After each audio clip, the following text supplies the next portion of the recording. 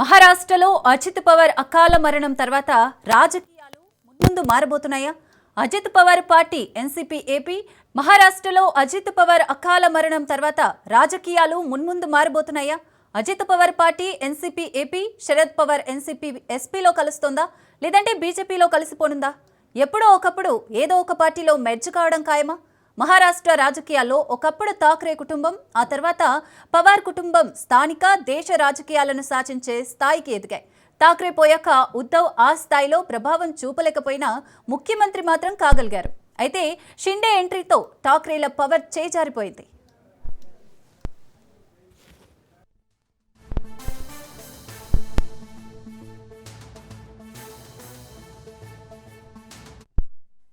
కాంగ్రెస్ లో వెలుగు వెలిగి ఆ తర్వాత ఎన్సీపీ స్థాపించిన శరద్ పవార్ మహారాష్ట్ర కింగ్ మేకర్ పాత్రలో రాణించారు. సోదరుడి కుమారుడు అజిత్ పవార్ కొన్నాళ్లకు చీలిక తెచ్చి ఎన్సీపీ ఏపీ వర్గంగా గుర్తింపు పొందారు. అజిత్ పవార్ ఏ కూటమి అధికారంలో ఉన్నా ఉప ముఖ్యమంత్రి కుర్చీ మాత్రం కాపాడుకోగలిగారు. విమాన ప్రమాద సమయంలోనూ ఆయన డిప్యూటీగానే దివంగితులయ్యారు. ఆయన పొజిషన్ను ఇప్పుడు సతీమణి సునేత్ర పవార్ పొందగలిగారు. అయితే ఇక్కడే ట్విస్ట్ ఉందని పొలిటికల్ అనలిస్టులు అంటున్నారు.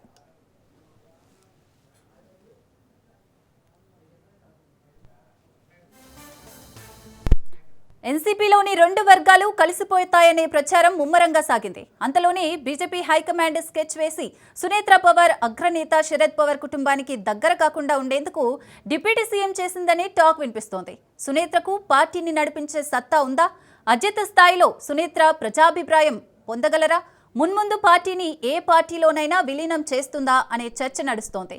వృద్ధుడైన శరద్ పవార్ను రాజకీయంగా మరింత వీక్ చేసేందుకే దివంగత అజిత్ పవార్ సతీమణి సునేత్రకు ఫడ్నవీస్ సర్కార్ డిప్యూటీ సీఎం పోస్టును కట్టబెట్టిందనే ప్రచారం జరుగుతోంది. మొత్తానికి పవార్ కుటుంబ పాలిటిక్స్ మహారాష్ట్ర రాజకీయాల్లో మున్ముందు పనిచేయబోవనేది కామన్ మ్యాన్ అంతరంగం. రైట్, ఇక మహారాష్ట్ర రాజకీయాలకు సంబంధించి మరిన్ని డీటెయిల్స్ మా ఇన్పుట్ ఎడిటర్ శ్రీకాంత్ అందిస్తారు. శ్రీకాంత్. సిరి, గుడ్ ఈవినింగ్. సో మహారాష్ట్రలో ఎన్సీపీ శరద్ పవార్ నేతృత్వంలో ఉన్నటువంటి ఎన్సీపీ చీలిక తర్వాత అజిత్ పవార్ బయటకు వెళ్ళిపోవడం జరిగింది. ఆ తర్వాత ఆయన కూటమి ప్రభుత్వంలో కలవడం జరిగింది, మహాయుతి కూటమిలో. సో ఈ మధ్యకాలంలో అక్కడ మున్సిపల్ ఎన్నికలు జరుగుతున్నటువంటి టైంలో బారామతిలో జరిగినటువంటి ఏరోప్లేన్ క్రాష్లో ఆయన చనిపోయారు. అయితే చనిపోయిన తర్వాత రాజకీయాలు మొత్తం కూడా మారిపోయినాయి. సో మహారాష్ట్రలో ఏం జరుగుతోంది? సో అజిత్ పవార్ ఎన్సీపీ నాయకులంతా కూడా ఎస్పీ అంటే శరద్ పవార్ ఎన్సీపీలో విలీనం కాబోతున్నారా? గతంలోనే ఈ విలీన చర్చలు జరిగినాయా? ఎన్నికల తర్వాత విలీనానికి ఫిబ్రవరి 12వ తేదీ రోజు ఆ ముహూర్తం ఖరారైందా? సో ఈ ఖరారైనటువంటి తరుణంలో అనుకోకుండా జరిగినటువంటి ఏరోప్లేన్ క్రాష్లో ఆయన చనిపోయిన తర్వాత చాలా ఈక్వేషన్స్ మారిపోతున్నాయి. సో ఎన్సీపీ భారతీయ జనతా పార్టీలో కలబోతోందా, లేదంటే భవిష్యత్తులో ఏం జరగబోతోంది అన్న చర్చ నడుస్తున్నటువంటి క్రమంలోనే అజిత్ పవార్ భార్యను సునేత్ర పవార్ని ఉప ముఖ్యమంత్రిగా ప్రమాణ స్వీకారం కూడా చేయించారు. ప్రస్తుతానికి ఎన్సీపీ నుంచి ఉప ముఖ్యమంత్రిగా సునేత్ర పవార్ ఉప ముఖ్యమంత్రిగా బాధ్యతలు చేపట్టారు. అయితే ఈ బాధ్యతలు చేపట్టినటువంటి క్రమంలో కూడా ఆ విషయం మాకు సంబంధం లేదు, మాకు తెలియదు, సో చర్చలన్నీ కూడా ముంబైలోనే జరుగుతున్నాయి, సో మాకు ఎట్లాంటి సమాచారం కూడా లేదంటూ శరద్ పవార్ చేసినటువంటి కామెంట్స్ ఎట్లా చూడాలి ఏంటి ఇవన్నీ కూడా చాలా చర్చలు నడుస్తున్నాయి. ఇంకొక వైపు కొంతమంది మాట్లాడుతున్నటువంటిది ఏంటంటే, అంటే శరద్ పవార్ సునేత్ర పవార్కి ఉప ముఖ్యమంత్రిగా బాధ్యతలు చేపట్టినా కానీ ఇంజన్ మాత్రం భారతీయ జనతా పార్టీ దగ్గరే ఉంది. సో బీజేపీలో విలీన దిశగానే భవిష్యత్తు అడుగులు పడబోతున్నాయి అన్నటువంటి చర్చ బలంగా నడుస్తోంది. సో అజిత్ పవార్కు చాలా సన్నిహితుడైనటువంటి కిరణ్ గుజర్ చెప్తున్నటువంటి విషయాలు ఏంటంటే, ఎన్సీపీలో ఉన్నటువంటి ఈ రెండు వర్గాలు కలిపేందుకు, ఒకటి శరద్ పవార్ వర్గం, ఇంకొకటి అజిత్ పవార్ వర్గం, ఈ రెండింటిని కలిపేందుకు అజిత్ పవార్ కూడా 100% యాక్సెప్టబుల్గానే ఉన్నారు. సో త్వరలోనే ఈ రెండింటిని కలపడానికి చర్చలు కూడా జరిగాయి. గత వారమే ఫిబ్రవరి 12వ తేదీ రోజు ఈ చర్చలు అంటే ఈ విలీనం జరగబోతోంది అన్నది కూడా ఈవెన్ దీనికి సంబంధించి 5 రోజుల ముందే ఈ డీటెయిల్ డిస్కషన్ కూడా జరిగింది అన్నది ప్రధానంగా అక్కడటువంటి అజిత్ పవార్ చెందినటువంటి వ్యక్తులు చెప్తున్నటువంటి మాట. సో కొద్ది రోజుల్లోనే ఈ విలీనం జరగబోతోంది. విలీనంతో పాటు ఐక్యంగా ఒక కార్యాచరణ కూడా ఏర్పాటు చేయబోతున్నారు. ఆ తర్వాత మంత్రివర్గంలో కూడా కీలకమైనటువంటి మార్పులు చేర్పులు జరగబోతున్నాయి. కీలక శాఖలు కూడా అజిత్ పవార్ అంటే ఈ కూటమి శరద్ పవార్ ఎన్సీపీ తో పాటు ఇటు అజిత్ పవార్ ఎన్సీపీ కలయిక తర్వాత చాలా మార్పులు జరగబోతున్నాయి అన్నటువంటి చర్చలు కూడా బలంగా వినిపించినాయి. ఈవెన్ దీనికి సంబంధించి ఈ రెండు వర్గాల విలీన చర్చలు కూడా జరిగినాయి, ఆల్మోస్ట్ ఎండింగ్లో ఉన్నాయి. కాకపోతే జిల్లా పరిషత్ పంచాయతీ ఎన్నికలు ఏవైతున్నాయో పూర్తయిన తర్వాత అధికారికంగా విలీనం చేయాలన్నటువంటి చర్చలు కూడా వీళ్ళిద్దరి మధ్యలో జరిగాయన్నది ప్రధానంగా ఇప్పుడు మహారాష్ట్రలో వినిపిస్తున్నటువంటి మాట. ఈలోపే ఇది జరిగింది. దీని తర్వాత పరిణామాలు ఎట్లా ఉండబోతున్నాయి? సో అజిత్ పవార్ తర్వాత అంత బలంగా సునేత్రి పవార్ నడిపించడం అంత సామాన్యమైనటువంటి విషయమైనా అజిత్ పవార్ వారసులు నడిపించగలుగుతారా? శరద్ పవార్లో విలీనం అయిపోతారా, లేదంటే బీజేపీలో విలీనం అయిపోతారా? ఇది ఒక చర్చ బలంగా నడుస్తోంది. మాట్లాడదాం. బండారు రామ్మోహన్ రావు గారు మనతో పాటు జాయిన్ అవుతున్నారు, ప్రముఖ రాజకీయ విశ్లేషకులు. రామ్మోహన్ రావు గారు నమస్తే. శ్రీకాంత్ గారు నమస్తే, చెప్పండి. నమస్తే. స్థానిక సంస్థల ఎన్నికల టైంలో రాజకీయ వాతావరణాన్ని మొత్తం కూడా ముందుగానే అంచనా వేసి సో ఒక పూర్తి స్థాయిలో విలీన ప్రక్రియకు సంబంధించినటువంటి చర్చలు జరిగినాయి. సో ఆ చర్చల తర్వాత అనుకోకుండా జరిగినటువంటి ప్రమాదంలో అజిత్ పవార్ దుర్మరణం పాలయ్యారు. సో ఇప్పుడు ఎన్సీపీ అజిత్ పవార్ చెందినటువంటి పార్టీలో సునేత్ర పవార్ ఉప ముఖ్యమంత్రిగా బాధ్యతలు చేపట్టారు. ఇవేవి కూడా శరద్ పవార్కు తెలియకుండానే జరిగిపోతున్నాయి. ఇవన్నీ కూడా ముంబైలోనే జరిగిపోతున్నాయి, తనకేమీ తెలియదని చెప్పేసి ఆయన చెప్తున్నటువంటి కామెంట్. ఎట్లా చూడొచ్చు సార్ మహారాష్ట్ర పాలిటిక్స్ని, ఎన్సీపీ భవిష్యత్తుని? శ్రీకాంత్ గారు, మీకు రాజ్ న్యూస్ ప్రేక్షకుల నమస్కారం. నమస్తే. ఎట్లా ఉందంటే, విడిపోతే చెడిపోతాం అనే సంగతిని రెండు పార్టీలు తెలుసుకున్నాయి అక్కడ మహారాష్ట్రలో. మహారాష్ట్ర రాజకీయాలు చూసుకుంటే అటు ఉద్ధవ్ ఠాక్రే, రాజ్ ఠాక్రే విడిపోయి మళ్ళీ చెడిపోతున్నాం అని చెప్పి మనం కలిసి చూసాం కాదు. కలిసిన పెద్ద ఫలితం వచ్చిందా రాజ తర్వాత సంగతి. అట్లాగే ఎన్సీపీ అధ్యక్షుడైన మన పవర్ కూడా, శరద్ పవార్ కూడా తెలిసి వచ్చింది. అరే ఇప్పుడు మనం జనరల్ గా బాబాయ్ అబ్బాయి అంటాం, కానీ ఇక్కడ పెద్దనాన్న అబ్బాయి. పెద్దనాన్న శరద్ పవార్ మరాఠా యోధుడు. ఎప్పుడు కూడా ఆయన ప్రభ పడిపోతుంది అనుకున్న క్రమంలో మళ్ళీ తారాజువాలను లేస్తారు. క్రియాశీల రాజకీయాలు, మహారాష్ట్ర రాజకీయాల్లో క్రియాశీలంగా ఉంటున్నారు. ఇప్పుడు కూడా ఇంత వయసులో ఉంటున్నారు కానీ కనుక అట్లా చూసుకుంటే మనకు శరద్ పవార్ కూడా అర్థమైంది, తన తమ్ముడి కొడుకును విడిచిపెట్టుకున్నందుకు నష్టమైంది అని అర్థమైంది. గమ్మత్ ఏంటంటే రెండు పార్టీలకు సారూప్యం ఉంది శ్రీకాంత్ గారు. ఒకటేమో మనకు మన శివసేన అసలు శివసేన గుర్తు ఎవరికి వచ్చింది? ఏకనాథ్ షిండేకి వచ్చింది కదా, బాణం గుర్తు. అటు పక్కన అసలైన పాల్ ఠాక్రే స్థాపించిన దాన్ని కొడుకులకు దక్కలే ఆ గుర్తు కదా. అట్లా ఇక్కడ కూడా అంతే. శరద్ పవార్ స్థాపించిన పార్టీ ఎప్పుడు స్థాపించిండు? కాంగ్రెస్ నుంచి విడిపోయి సోనియా గాంధీ విదేశీ మీద ప్రశ్నిస్తూ ఆయన, అట్లాగే పిఎస్ సంగ్మా, ఇది అప్పుడు మాజీ స్పీకర్, వీళ్ళిద్దరు కలిసి కాంగ్రెస్ లో సోనియా గాంధీతో విభేదించి బయటకు వచ్చిన వాళ్ళు పార్టీ స్థాపించి పార్టీని కూడా అద్భుతంగా ముందుకు తీసుకెళ్ళి ఎన్సీపీ అధినేతగా శరద్ పవార్. కానీ తన కూటమిలో తన నిజంగా చెప్పాలంటే ఆ పార్టీ ఏర్పడినప్పటి నుంచి పెదనాన్న వెంబడే అజిత్ పవార్ ఉన్నాడు మొదటి నుంచి కూడా కదా. మొన్నటికి మొన్న సరే దయ్యం వచ్చి కయ్యం పెట్టిందా, ఏం చేసిందని బీజేపీ కయ్యం పెట్టడం వల్ల బయటకు వచ్చిందనే మాట ఉంది, బీజేపీ దానితో బయటకు వచ్చిందనే మాట ఉన్నా కూడా ప్రతిసారి శరద్ పవార్ తమ్ముని కొడుకుగా ఆయన కూడా అంతే. శరద్ పవార్ అంతా రాజకీయ చాతుర్యంతో ఎప్పుడు కూడా 8 సార్లు ఎమ్మెల్యే ఆయన, మన చనిపోయిన అజిత్ పవార్. అట్లానే ఒకసారి ఎంపీ కూడా కదా. అట్లానే 6 సార్లు ఉప ముఖ్యమంత్రిగా చేశాడు. ఒకసారి 2 సార్లు కాదు, 3 సార్లు ఉప ముఖ్యమంత్రి కొద్దిరోడు. కానీ శరద్ పవార్ రాజకీయ చతురతకు తోడు ఈయనది కూడా తోడై మొన్నటి దాకా వెలిగింది. కానీ ఇప్పుడు ఏమైతే పెదనాన్నతో విభేదించిన బయటకు వచ్చిన తర్వాత అసలు సంగతి ఎప్పుడు అర్థమైందంటే, నేను మా అజిత్ పవార్ ను వదులుకోవడం తప్పు అనే సంగతి శరద్ పవార్ తెలిసి వచ్చింది. బయటకు రాలే కానీ తెలిసి వచ్చింది. అందుకని ఈ రెండు పార్టీలు ఏకం కావాలి. అక్కడనేమో రాజ్ ఠాకరే, ఉద్ధవ్ ఠాకరే, ఇటు పక్కన అజిత్ పవార్, శరద్ పవార్ ఒక అంగీకారానికి వచ్చి వేరు ఎవరికి వాళ్ళ అంగీకారానికి వచ్చే పరిస్థితులలో దురదృష్టవశాత్తు మీరు అన్నట్టు స్థానిక ప్రభుత్వాల ఎన్నికలు జరుగుతున్నప్పుడే, జిల్లా పరిషత్ ఎన్నికల సందర్భంగానే ప్రచారం అయినప్పుడే ఆయన విమానం చనిపోయారు కదా. ఇప్పుడు కలిస్తే ఇప్పుడు సరే వెంటనే ఇప్పుడు ఫలితం రాకపోవచ్చు, కానీ కలిసే క్రమంలో సునేత్ర పవార్ కూడా ఇప్పుడు భర్త చాటు భార్య ఏం కాదు ఆమె కూడా. చూడండి ఇప్పుడు బారామతి ఎంపీగా ఉన్నదాన్ని కదా, అంతకుముందు ఒకసారి ఎంపీగా ఓడిపోయింది ఆమె. అంటే బారామతి ఎంపీ కాదు, ఇప్పుడు రాజ్యసభ సభ్యురాలుగా ఉన్నది ఆమె. బారామతి నుంచి పోటీ చేసి ఓడిపోయింది గతంలో. అట్లానే చాలా సార్లు అంటే రాజకీయంగా చూస్తే అజిత్ పవార్ చేదోడవాదిగా ఉంటుంది. వాళ్ళ ఎమ్మెల్యే మన రాజ్యసభ ఎంపీగా దేశంలో కూడా ఒక రకంగా చెప్పండి మంచి పలుకుబడి కలిగి ఉన్నాయి కూడా. అందుకని నేనేమంటున్నానంటే, ఇవాళ కొత్తగా వచ్చింది అంటే సునేత్ర పవార్ ఏం చేయగలుగుతారని అనవచ్చు కానీ కొత్తగా రాలే రాజకీయాలకు కనుక. అజిత్ పవార్ బతుకున్నప్పుడే రాజకీయాల్లో ఉన్నది, ఎంపీగా ఉన్నది కనుక సమస్య. ఈ అజిత్ పవార్ ఎన్సీపీ భవిష్యత్తులో ప్రయాణం ఎటుండొచ్చు? మోరోవర్ ఇప్పుడు సునేత్ర పవార్ డిప్యూటీ సీఎంగా ప్రమాణ స్వీకారం చేయడానికి వెనుక కూడా బీజేపీ హస్తమే ఉంది, బీజేపీ ఇంజన్లా నడిపిస్తోంది. సో ఇక్కడ నడిపించేది బీజేపీ అన్నది ఇంకొక వర్గం నుంచి వినిపిస్తున్నటువంటి మాట. మోరోవర్ దీనికి బలం చేకూర్చడానికి కారణం ఏంటంటే, శరద్ పవార్ కానీ లేదంటే శరద్ పవార్ కుటుంబ సభ్యులకు కానీ ఈ విషయం ఏమీ తెలియదు. సో తెలియకుండానే మాకేం సమాచారం లేదని చెప్పేసి మాట్లాడుతున్నారు. ఇది ఆ పార్టీ వరకే ఆపాదించి మాట్లాడుతున్నటువంటి సిచ్యువేషన్. సో ఇది ఎట్లా చూడొచ్చు? బీజేపీ వ్యూహంగానే చూడాలా? అంటే ఇప్పుడు శరద్ పవార్ తో విభజించి ఆయన అజిత్ పవార్ బయటకు వచ్చింది బీజేపీ కుట్ర వల్లనే కదా బయటకు వచ్చింది. ఆ అవును. రెండు పార్టీలు గెలిచిందే బీజేపీ కదా, దాని సందేహమే అక్కర్లేదు. ఇప్పుడు అవును. ఉద్ధవ్ ఠాక్రే ముఖ్యమంత్రిగా ఉండి బీజేపీని తృణీకరించి, శివసేన బీజేపీ భావజాలం ఒకటి, హిందూ భావజాలమే కదా, అయినా సరే తృణీకరించి బాల్ ఠాకరే ఆశయాలను తుంగల దొక్కినే కదా ఇటు పక్కన. ఎందుకు నేను రెండు పార్టీల అవును. గురించి చెప్తున్నాను మీరు అడిగినట్టే, బాల్ ఠాకరే ఆశయం ఎప్పుడు కూడా బీజేపీ వ్యతిరేకంగా లేదు, హిందూయిజానికి అనుకూలంగా ఉంది. దుర్మార్గంగా కాంగ్రెస్ పార్టీతో జతకట్టిండు కదా ఉద్ధవ్ ఠాక్రే, తప్పు కదా. అందుకనే అవును. ఆ తప్పును ఎత్తి చూపుతూ ఏకనాథ్ షిండే బయటకు వచ్చిండు. ఏకనాథ్ షిండే అవును. బయటకు వస్తే కూడా ఆయన వెంబడే వర్గం, పెద్ద వర్గం వచ్చింది. ఆయనదే పార్టీ అసలైందని తెలిసింది కదా, ఎలక్షన్ కమిషన్ కూడా సుప్రీంకోర్టు వరకు పోతే కూడా తెలిసింది కదా. అటువంటిప్పుడు ఇక్కడ కూడా అంతే. ఇప్పుడు ఉద్ధవ్ ఠాక్రే తన నాన్నగారి ఆశయాలు ఎట్లా దెబ్బతీసిండో, ఇక్కడ కూడా మన శరద్ పవార్ కూడా నాటకం ఆడలేదా? శరద్ పవార్ అవును. రాష్ట్రపతి పదవి కోసం బీజేపీతో నాటకం ఆగలేదా? అంటే నాకు చూసాం కదా, బీజేపీ చేసేది మంచిదే పొమ్మన్నాడు.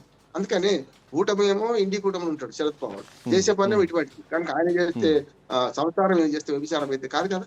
అందుకనే అజిత్ పవార్ విభేదించి బయటకు వచ్చింది అందుకోసం. ఏదైనా ఎంత రాజకీయ పట్టుబడి ఉన్నా ఇది తప్పు అని చెప్పి. అందుకనే వాళ్ళు ఆయన గెలవకుండా జరుగుతుంది, ఏం జరగదు.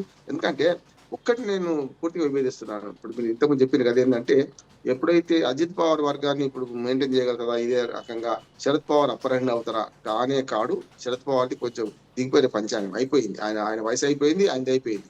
కానీ బట్ ఆయన అజిత్ వయసు పవార్ అయిపోయింది, ఆయన పని వర్గం అయిపోయింది. బట్ ఇంటి పంచాయతీలు ఇంకా సర్దుమనగలేదంటే రెండు వినిపిస్తున్నాయి. ఒకటేమో గత వారం కిందనే చర్చలు జరిగినాయి, విలీనం కోసం ప్రతిపాదనలు కూడా సిద్ధమైపోయినాయి. సో ఎన్నికల తర్వాత విలీనం బలంగా జరగబోతోంది, ఫిబ్రవరి 12 కూడా విలీనం చేద్దాం అన్న చర్చ జరిగిందన్నటువంటి ఒకవైపు అయితే కనుక, మొన్న శరద్ పవార్ బారామతిలో క్రిమినేషన్ తర్వాత మాట్లాడినటువంటి మాటల్లో మాకు అంటే కుటుంబంలో ఎట్లాంటి సమస్య లేదంటూ మాట్లాడుతూనే, బట్ పొలిటికల్ ఈక్వేషన్స్ మాత్రం చాలా తొందరగా చేంజ్ అవుతున్నాయి. ఈ చర్చలు మొత్తం కూడా బారామతిలో జరుగుతున్నాయి, ఇవన్నీ కూడా ముంబైలో జరుగుతున్నాయి. ప్రఫుల్ పటేల్ కానీ లేదంటే సునీల్ టట్కరే కానీ ఈ సీనియర్ నాయకులే చర్చలు చేస్తున్నారు. ఏం జరుగుతున్నా, ఏ నిర్ణయాలు తీసుకున్నా ఇవి వాళ్ళు తీసుకున్నట్లే కనిపిస్తోంది. దీని మీద ఎట్లాంటి కామెంట్ కూడా చేయనని చెప్పేసి ఆయన మాట్లాడుతున్నారు. అంటే ఇది ఒక వాళ్ళ పార్టీ వరకే మాట్లాడుతున్నారు, అది ఆ పార్టీకి చెందినటువంటి విషయంగానే ఆయన మాటల్లో కొంత వ్యక్తమవుతోంది. బట్ అదే నిజమని భావించవచ్చా? బీజేపీ సైడే అజిత్ పవార్ ఎన్సీపీ వెళ్తోంది అనుకోవడానికి ఈ వ్యాఖ్యలు ఏమైనా బలం చేకూరుస్తున్నాయా? బీజేపీలో చేరే ప్రసక్తే ఉండదు అంటున్నాడు అజిత్ పవార్. ఎందుకంటే ఎన్సీపీకి కొన్ని ఆశయాలు ఉన్నాయి. మరాఠా ప్రాంతంలో మంచి బలపడింది. శరద్ పవార్ తర్వాత అజిత్ పవార్ బ్రహ్మాండంగా సానుభూతి కూడా వచ్చింది. అంతేందుకు అజిత్ పవార్ కొడుకు కూడా ఉన్నాడు, పేరు జ్ఞాపకం వస్తలేదు ఇంకా. అంటే ఆయన కొడుకు కూడా రాజకీయాల్లో ఓడిపోయింది. మొన్న తల్లి గెలిచింది కానీ, రాజ్యసభ సభ్యురాలకు వచ్చింది కానీ కొడుకు ఓడిపోయాడు. కొడుకు కూడా రాజకీయ అనుభవం ఉన్నవాడే. అందుకని ఇప్పుడు ఏమైతే అంటే పడకుర్చి రాజకీయాలకు రావాల్సిందే శరద్ పవార్. ఇది మాత్రం మన అజిత్ పవార్ వర్గం ఏదైతే ఉందో, ఏది అసలైన ఎన్సీపీ బీజేపీలో చేరదు కాక చేరదు. వీళ్ళు వేరే అస్తిత్వం ఉంటేనే ఉప ముఖ్యమంత్రి వచ్చింది. ఒకవేళ బీజేపీలో కలిసిన తర్వాత అందట్లో వీళ్ళు కూడా అంతే గుంపులో గోవింద అయితే అవుతారు కదా. ఇప్పుడు వాళ్ళు ఏకనాథ్ షిండే కైనా అజిత్ పవార్ కైనా ఉప ముఖ్యమంత్రి వచ్చినాయి గతంలో. అంటే దానికి కారణం ఏంటిది? వేరు పార్టీలు, వేరు కుంపటి ఉన్నాయి. వేరు పార్టీలు ఉన్నప్పుడు మాత్రమే బీజేపీలో విలువ ఉన్నది, లేకపోతే ఎక్కడ తింటారు దేవుడు, అంతే కదా. అందుకని ఇక్కడ అజిత్ పవార్ మన వర్గం ఏదైతే ఉందో, ఏదైతే ఎన్సీపీ ఉందో, అసలైన ఎన్సీపీ ఉందో, ఇది బీజేపీలో కలిసే ప్రసక్తి లేదు అసలు. కాకపోతే బలహీనపడేది ఎవరు? శరద్ పవార్ కదా. పార్టీ పరంగా బలహీనపడ్డాడు, పార్టీ గుర్తు కూడా దక్కలేదు. మళ్ళీ గుర్తు కావాలంటే శరద్ పవార్ ఇళ్ళకి రావాల్సిందే. వీళ్ళు బీజేపీలో కలవాలి, శరద్ పవార్ లో కూడా కలవాలి. శరద్ పవారే మళ్ళీ అసలే ఎన్సీపీ ఇదే కదా, దీనిలో కలవాలి కదా. అందుకనే చేత కాకపోతే ఏమైంది మాట్లాడితే ఆ పరిణామం తెలుస్తలేమంటుండు. కానీ ఆ రాజకీయ దురంధరుడు, మరాఠా యోధుడు శరద్ పవార్ కి తెలియని విషయం అంటే ఏం లేదు. కాకపోతే కుటుంబంలో ఏమైతుందంటే ఆయనను వ్యతిరేకించే వరకు తయారైంది కనుక తప్పనిసరి ఆయన ఈ పరిణామాలు తెలుస్తూనే ఉంటుండు. కానీ ప్రతి పరిణామం తెలుసుకుంటూనే ఉన్నాడు. శరద్ పవార్ లొంగుతుండే కొంచెం బింకం ఎక్కువ కదా. నేను తమ్ముని భార్య అధ్యక్షురాలు అయితే నేను అందులో కలవాలనే బింకం ఎక్కువ ఉంటుంది కదా, పోతుంది. నడిపించే సారథి ఎవరు? శరద్ పవార్ ఇప్పటికే ఆయన వయోభారంతో ఉన్నారు, మాటల అర్థమయ్యేటువంటి పరిస్థితి లేదు, బట్ క్రియాశీల రాజకీయాల్లో ఉన్నారు. అజిత్ పవార్ లాంటి ఒక పవర్ జంక్షన్ని ఈరోజు ఎన్సీపీ కోల్పోయింది. అటు శరద్ పవార్ ఇంకా ఆయన కూడా కొంత వీక్గా కనిపిస్తున్నారు. ఈవెన్ ఎన్సీపీలో రెండు వర్గాలు చివరికి కలవడం ఖాయం అని చెప్పేసి కొంతమంది ఎన్సీపీ నాయకులు మాట్లాడుతున్నారు. ఇప్పటికే విలీన నిర్ణయం తీసుకున్నామని చెప్పినా కానీ ఈ పార్టీని నడిపించేటువంటి నాయకత్వం ఉందా, బలంగా కనిపిస్తోందా? పెద్ద మనిషిగా శరద్ పవార్ గౌరవిస్తే, ఆయన పెద్దరికం దక్కించుకుంటే ఆయన నడుపుతాం.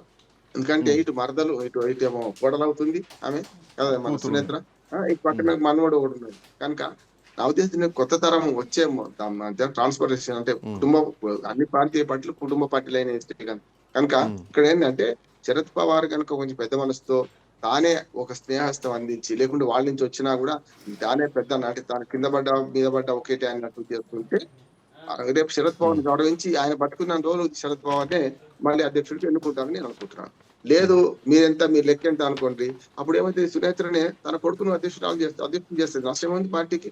ప్రభుత్వంలో ఉప ముఖ్యమంత్రిగా ఉన్నదాన్ని రేపు కొడుకును యువతరంగం చేస్తుంది. అప్పుడు ఏం చేస్తారు వీళ్ళు కదా? 40 ఏళ్ల అబ్బాయిని చేస్తే మంచిదే కదా. అందుకనే ఒకవేళ సార్ ఈ విలీనం జరిగితే కేబినెట్ లో ఏమైనా చేంజెస్ ఉంటాయా? ఒక భారీ మార్పులు ఏమైనా ఎక్స్పెక్ట్ చేయొచ్చా? లేకపోతే ఏముండకపోవచ్చు. శరద్ పవార్ ఏమైనా షరతులు పెడితే 1-2 మంత్రి పదవులు అడుగుతుండొచ్చు. ఎట్లా ఖాళీ ఉన్నాయి, 1-2 మంత్రి పదవులు ఖాళీగా ఉన్నాయి కనుక 1000 భాగం కూడా తోడైతే ఎప్పుడు కూడా 1+1=2 కావచ్చు, 11 కూడా కావచ్చు. ప్లస్ తీసేస్తే 1 పక్కన 1 ఇస్తే 11 కూడా అవుతాయి. కనుక వాళ్ళు బలమైతే బీజేపీకి నష్టమే. శరద్ పవార్ కలవద్దనే కోరుకుంటారు బీజేపీ.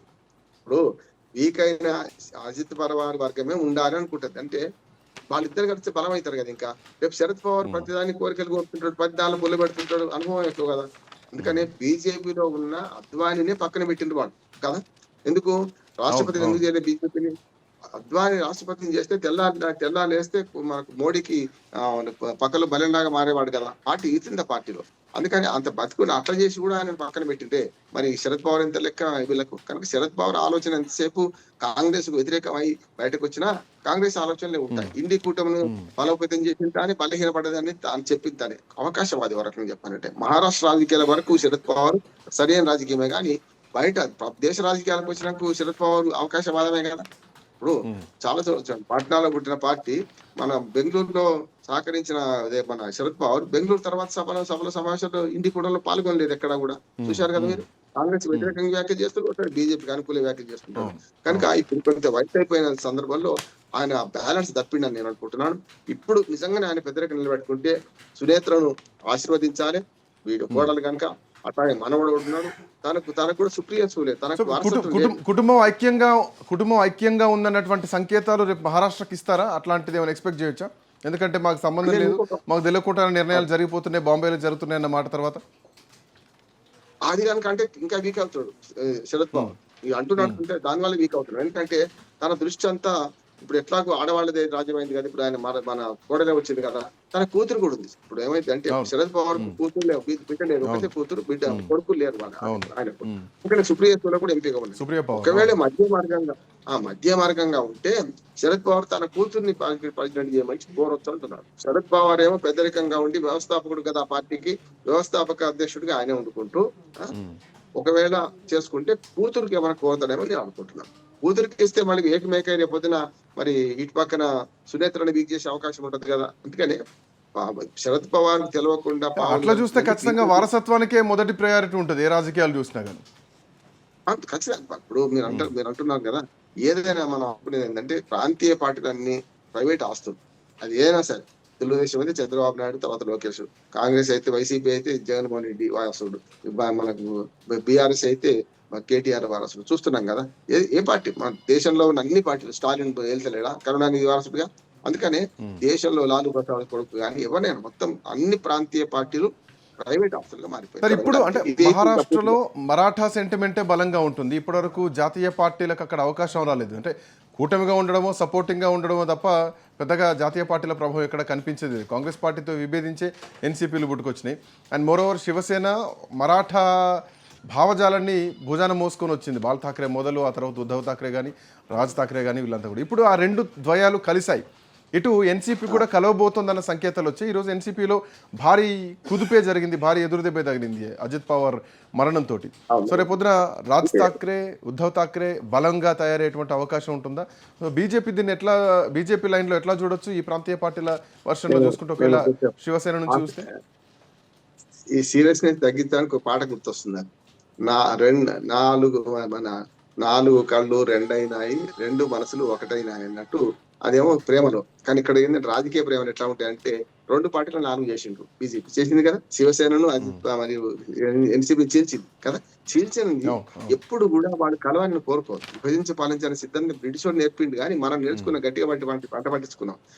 మన మహారాష్ట్రలో ఉన్న 2 బలమైన పార్టీలు చీల్చడం వల్ల బీజేపీ ముందుకు వచ్చింది కదా. మనకి అక్కడ చూసుకుంటే బీజేపీ బలపడుతుంది. అక్కడ మహారాష్ట్రలో బీజేపీ బలపడుతుంది. ఎంత మరాఠా ఉన్నా ఏం లేకున్నా బాంబే పెద్దది కదా అన్నిటికంటే. కనుక ముంబై కేంద్రంగా చూసుకొని బీజేపీ బలపడుతుంది. ఈ 2 పార్టీలు వీక్ చేసింది. ఈ 2 పార్టీలు కలిస్తే బీజేపీకి ఏకమేకైతే భయం ఉన్నది, కానీ కలవకుండా ఆపలేదు కూడా అంటున్నాను. ఇప్పుడు అన్నదమ్ములు కలిసిండ్రు, వీళ్ళు ఏం చేస్తారు? ఇప్పుడు డోనాల్ రోడైతే తునొక ఫాయిదా అవుతా గతంలో సామెత. ఇప్పుడు ఇద్దరు అన్నదమ్ములు మనకు బీబీమియా రాజీవ్ అవుతావు క్యాజీ క్యాకంటే అన్నదమ్ములు కలిస్తే కాజీగా అంటే పురోహితుడిగా ఉన్నవాడు ఏం చేస్తాడు? కనుక సమస్య లేదు. బీజేపీ కలవకుండా చూస్తారు అన్నతరం ఖాయం, కానీ కలిస్తే మాత్రం బీజేపీకి ఏకమేకవుతారని భయం ఉంది కనుక శరద్ పవార్ దూరం పెడతారు. ఇక్కడ అన్నదమ్ములు కలిసినా కూడా పెద్ద ప్రమాదం ఏం లేదు. రాజ్ ఠాకరేతో పెద్దగా ప్రమాదం ఏం లేదు కనుక మొత్తం మీద మహారాష్ట్ర రాజకీయాలు ఆసక్తికరంగా మారుతాయి. ఎన్సీపీ వారసత్వంగా అయితే సుప్రియా సూర్య వస్తుందా, లేకపోతే పెద్ద ఆయన అని గౌరవించి శరద్ పవార్ కి ఆ పగ్గాలు అప్పగిస్తారా, లేకపోతే సునేత్ర పవార్ చేస్తారని వేచి చూడాలి. Right, thank you Rammohan Rao గారు, థ్యాంక్స్ ఫర్ జాయినింగ్.